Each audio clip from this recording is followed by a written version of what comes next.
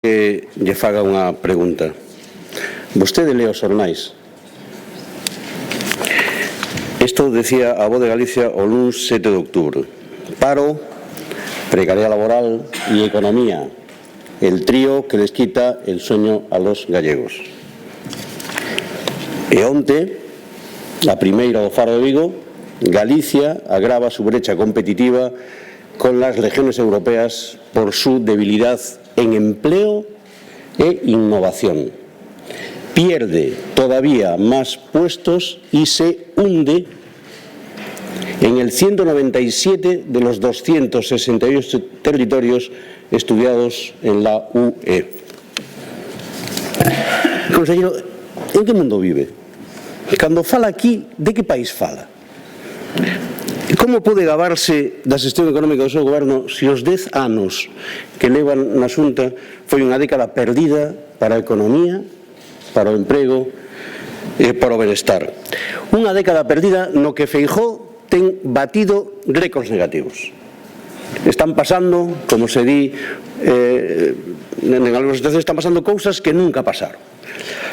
O crecemento económico de Galicia foi o máis baixo dende que recuperamos a autonomía. Por primeira vez, un presidente vai deixar o goberno con menos emprego do que había cando empezou a gobernar. Por primeira vez, o gasto público dun goberno vai estar por debaixo do que había cando empezou a gobernar logo de 12 anos de goberno. E por primeira vez, a débeda pública se multiplicou por 3 veces. Foi unha década perdida en xeración de emprego, porque nos 10 anos de goberno Feijóo a economía galega medrou a unha taxa media, conselleiro, do 0,5%. A décima parte do que medrou a economía galega entre 1995 e 2008. Para que se entenda ben, para que o entenda ben incluso o presidente Feijóo. Na súa década ao mando da Xunta de Galicia, o PIB medrou 10 veces menos que nas dúas décadas anteriores. Fáganos un favor a todos, conselleiro. Non lle faga decir ao presidente Feijóo barbaridades públicamente. Hoxe dixo que a taxa media de crecemento da economía galega era do 3,5% no tempo que levan gobernando. Non lle faga decir esas barbaridades porque queda mal o presidente. Menor crecemento e destrucción de emprego, porque sí, conselleiro, hai 54.000 empregos menos hoxe que cando Feijóo empezou a gobernar.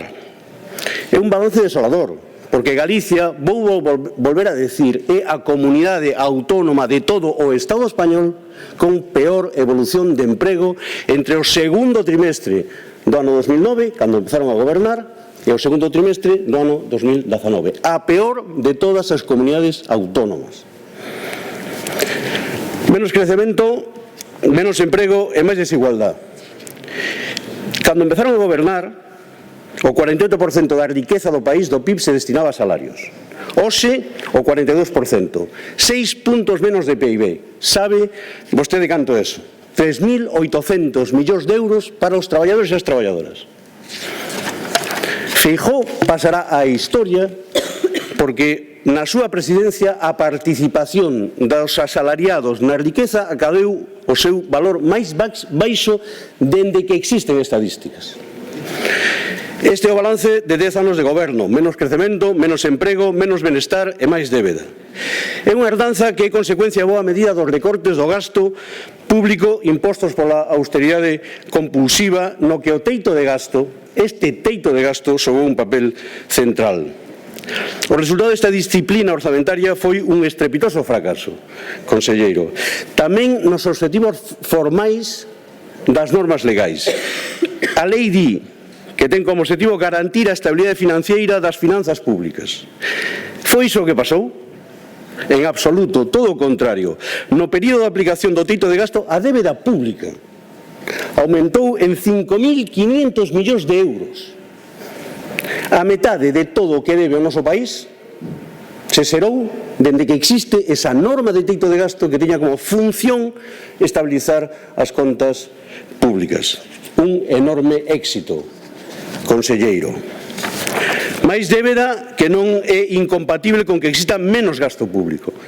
Porque entre o ano 2009 e o ano 2017, utilizo datos de execución orzamentaria do Ministerio de Facenda, o Goberno Feijóo recortou o gasto non financeiro en 2.500 millóns de euros en termos reais, porque vostede, espero, sabe distinguir entre os valores nominais e os valores reais. Se recorta o gasto sanitario,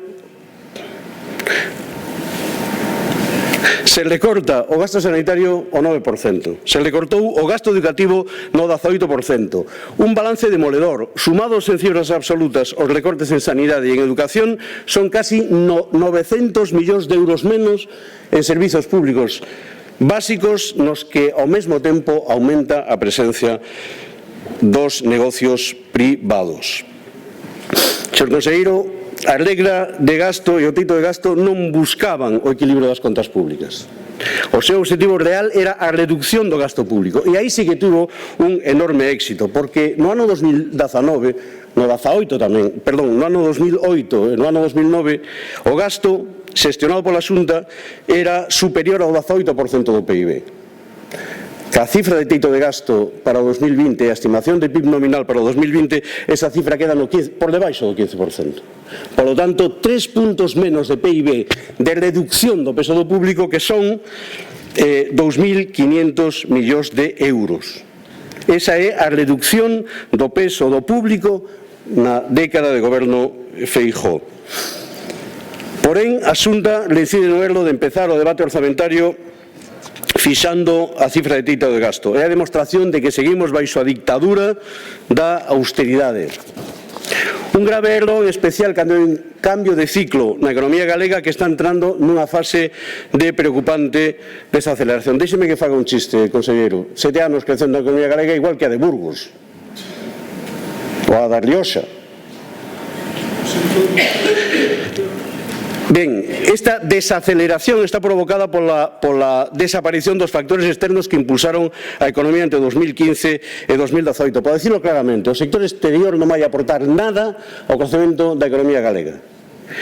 Se fundamenta, e eso recoñeceu vostede na súa intervención, o crecemento se fundamenta na demanda interna. Isto é, no gasto dos fogares, na inversión e no gasto público. Dito, en outras palabras, dos salarios, das pensións e do orzamento da Xunta de Galicia.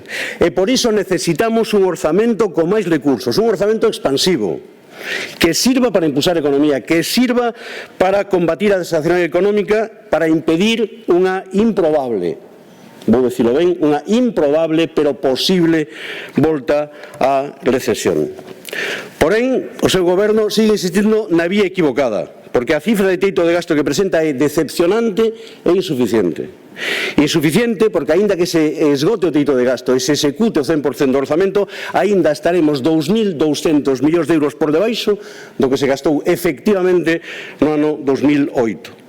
Decepcionante porque o teito de gasto vai aumentar o mesmo que o PIB nominal e, polo tanto, supón renunciar a unha política fiscal expansiva para combatir a desaceleración económica. Especialmente decepcionante porque, por primeira vez, conselleiro, vostede fai un orzamento sin ter os límites marcados polo Estado. Dixo ben, non hai límite de gasto, non hai estimación de ingresos a conta, non hai siquera liquidación do ano 2018. Por iso, a restricción orzamentaria que vostede trae aquí co teito de gasto é responsabilidade exclusiva súa. Cifras que vostede, o dixo aquí e se recolle no informe, sabe que están equivocadas.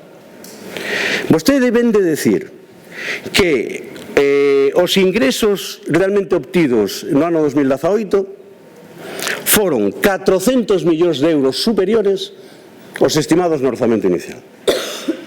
Os 316 máis os 84 das liquidacións negativas que descontamos. Para que se entenda mellor, no orzamento do ano 2018 o erro de estimación foi de 400 millóns de euros. É un erro, conselleiro, ou é unha política premeditada para recortar o teito de gasto? Hai un elemento moi negativo, xa foi dito aquí, que é preocupante, porque os ingresos propios permanecen estancados mentras que os ingresos do sistema de financiamento aumentan o 4% e as transferencias finalistas o 5%. Cal é a razón de que estén estancados? Pois que hai rebaixas fiscais sobre o imposto de sucesións e sobre todo sobre o imposto de patrimonio, que se di no documento que a recadación do imposto de patrimonio, o imposto que grava as rentas dos máis ricos, vai reducir a súa recaudación no 13%. Como consecuencia da decisión do Goberno de reducir a tarifa nese imposto. Que é xusto o contrario do que necesitamos. Necesitamos aumentar o gasto de forma sensible por riba do crecemento do PIB e facelo da forma máis rápida posible, con 3 obxectivos: recuperarnos dos recortes da etapa máis dura da austeridade compulsiva, mellorar o benestar e combater a desaceleración económica. Remato. Votaremos en contra deste teito de gasto. Aínda máis, o que queremos é derrogar a regla de gasto e o teito de gasto, liberarnos da camisa de forza da austeridade de forma que o crecemento económico sirva de verdad para mellorar o benestar da cidadanía.